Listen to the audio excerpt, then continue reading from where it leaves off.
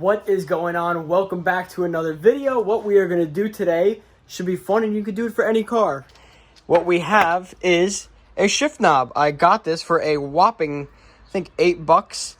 So what we are going to do is take that and we are going to make it forged carbon. So I'm going to show you how you can turn this into a forged carbon shift knob. Let's do it. Alright, so to start this off, what we need to first do is sand this down so that when we go to put our resin on it, the resin will stick and have something to grip onto. What I've come up with is a little device. I have a little tiny adapter on here that I'll be able to adapt my 7/16 deep socket. Put this in here like so. I'm going to put a little bit of tape on this because this is perfect, but I need it to be able to stick exactly. So then I could put this right under some heat and spin it, and that way that'll give us time to dry. So let's get into it. Just like the wind, she slipped through my fingers, yeah. Just like the Alright, so this is what it now looks like. It is sanded down. You want to make sure that you get these scratches nice and deep because you want to make sure that that resin has a nice thick groove to sit in, because now it's going to fill this void because you do not want anything to be able to crack off. Alright, so we have it drying in some heat. I'm going to take some of my prep salt here and just give this thing a nice thorough wipe down. Now we have a nice clean shift knob. Now we can start mixing some resin and give it the first coat.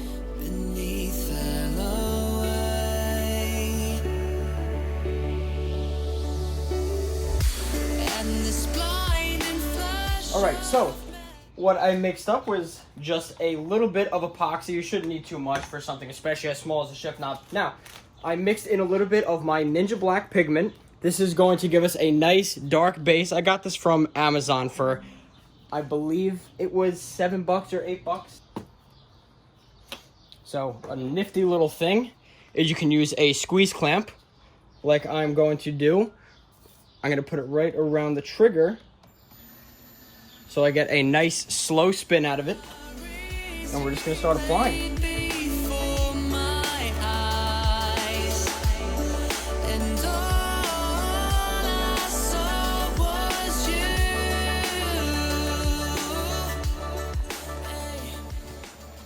Alright, so now that is one thick coating that we are going to use as our base, which will fill in some of those little gaps that are in there. So what we are going to do is let this spin like a little, what do you call those things? The little hot dog weenie rollers that are in Nathan's. So that's what we are going to do now for a little while. We're going to let this thing cure up, and then we can add some of our carbon bits to create the forged carbon look. Alright, so while we have our little beatboxing drill set up here, cooking right now under the heat, what I'm going to do is get us set up for the next step, which is some peel ply. So what we are going to do is get a little piece of this set up, and then we can tape this up, and we should have a very nice looking piece by the time this is done. Now, for the carbon, a little explanation beforehand. If you are going for a forged carbon look, which I'm sure if you clicked on this video, you're going for the forged carbon look. Another great thing about Amazon, you can get like a 1 yard piece. I ended up getting like a 5 yard roll for, I think it's like $20, and you can use it for many other things. If you want to do a bunch of shift knobs, you're able to make as many shift knobs as you want. So you buy something like this and you just chop it up into very tiny pieces. The same way these right here, these little end pieces of the fabric are, that's what you're going to look for. So you can take that, and after you chop it up, like I did with a very large roll, you get something that looks like this, which is going to give you that gritty, chippy sort of flake that you're after. Okay, now we have let this dry for enough time that we will be able to take it off the little weenie roaster, like so, without it dripping or sagging or anything. And we are going to start laying on some of our carbon.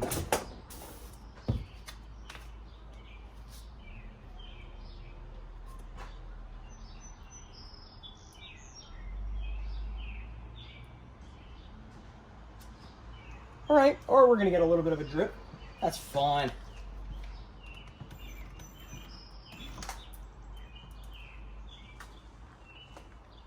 So I'm going to lay it nice and thick because I would like to be able to sand whatever imperfections are in this off at a later point. As she walked away from me, yeah. Okay, now that is set up, now we can put on our peel ply like so. That scorched the land around me, yeah. So now with that done, now we can see whatever spots we are missing and we can add and fill where needed. So I'm going to take a little bit more, just put a little bit more right over the top, squeeze that on there. Okay, so now for the final time, we will take our peel ply. All right, now we have the peel ply on, which will make it much easier to remove once our piece is cured.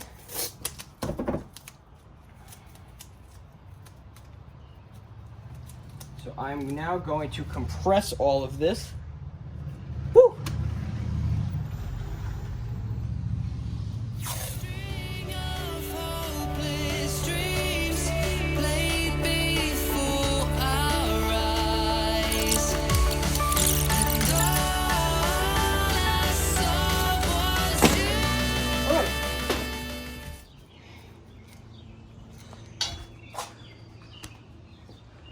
So what we now have is our piece fully wrapped up and compressed in now. So this will bring the resin out to the top. Now whatever overhang is on up top up here, what we can do is take it, cut this down and trim it, and then we are going to sand this and put on our final coat of resin. Okay, so what I was thinking of doing for my own personal build is what we can do for automotive use, which is add in pearls. So what I have here is what is known as duo blue green, and we have pink gold. Now what you're gonna do is, for your own personal use, if you do use a pearl, you can't go crazy because it will take up the entire color and change it. So you just use a pinch like you will see upcoming, and that'll give you a nice gloss or a sparkle, and you can use whatever color you'd like because it's your own personal use. And it'll give you a nice pearl effect for the outside. All right, so with roughly 5 hours of dry time, we can now start to undo this and see how our shift knob looks. Woo! All right. So this is what we are left with. A nice and hard shell. Now we can give it a little sanding and trimming before our glossy coat, which is our last coat of resin. I saw was you.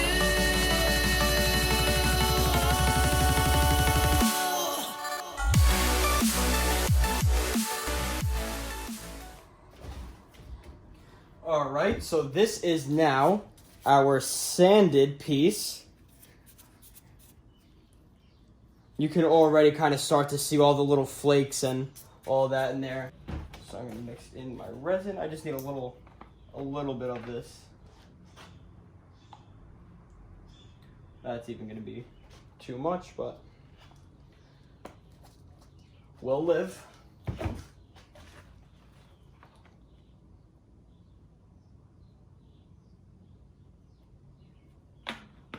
Just like so. And for our pearls, and what I'm going to do is just a drop .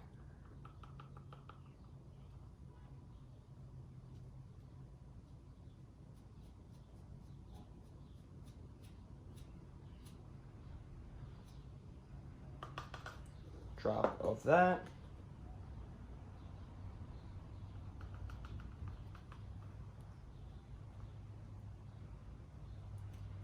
I made a little drop of that. Let me show you what it looks like before mixing.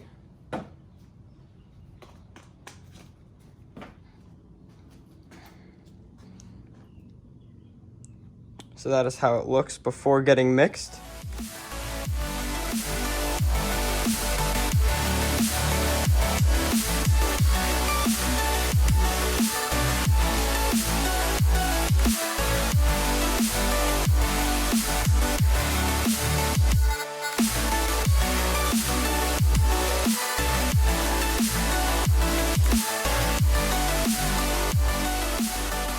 Alright, so that last coat of resin is on now.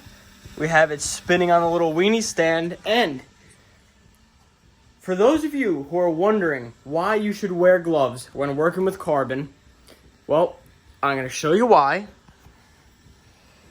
It is because carbon is very sharp, especially when there's resin attached. Now, does this hurt? Yeah. It's, I kept it in for a second, just so you can see what it looks like. It hurts, but alright, now, let's sand it. Well, for you, it's going to be now, let's sand it. But for me, it's going to be wait a little while, and then we can sand it once it's hard. So, to the next step. Alright, so this is how we look now.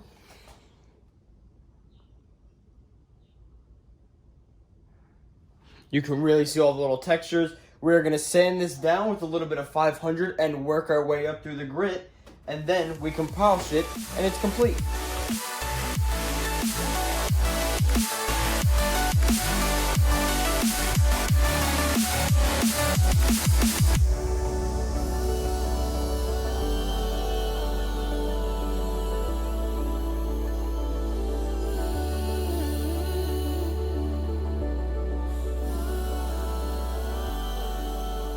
Alright, so after working my way up through the grits, this is our final product. I sanded it from, I skipped over 220. I figured that was a little bit too aggressive, so I went to 500, 1,000, 1,200, 2,500, then 3,000, and then finished it off with an aggressive compound, and then went to a fine cut compound, and then I just hit it with a little bit of mother's wax. Alright, so this is our final product now. You can see all the flakes. Let's bring it out to the natural sunlight.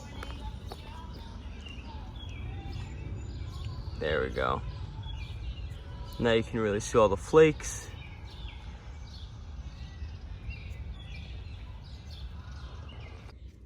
Alright, so while we're here, let's do a little install on it because I would love to see how this thing looks. So this is the old one that I made. The reason why I remade it is because I was doing a test on this one just to see how it would come out and how it would look. And I had to use fiberglass resin, which is dyed green. So there you go. You could still see all the flakes in there, but because of the resin that I use, obviously you need to use the clear resin. Do not use fiberglass resin because it is tinted. And here's our newly looking shift knob. Really nice. All right. I would like to thank you so much for watching. I'll see you in the next one.